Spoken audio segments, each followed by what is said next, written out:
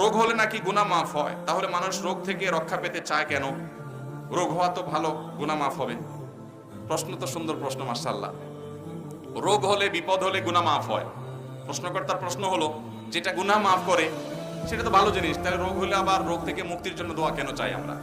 এই প্রশ্ন উত্তর হলো, নবী করিম সাল্লাল্লাহু আলাইহি সাল্লাম বলেছিলেন তার দোয়ার মধ্যে, আল্লাহ আপনি যদি আমার উপরে অসন্তুষ্ট না হন, আমার কোনো বিপদ হয়, কষ্ট হয়, ফালা উবালি, আমি পরোয়া করি না, আমার কিছু যায় আসে না। আপনি কষ্ট দিচ্ছি, কষ্টের মধ্যে ফেলে যদি আমাকে আপনি রাগান্বিত না হন, আপনি সন্তুষ্ট থাকেন, আমি সেটাকে মেনে নিব আল্লাহ।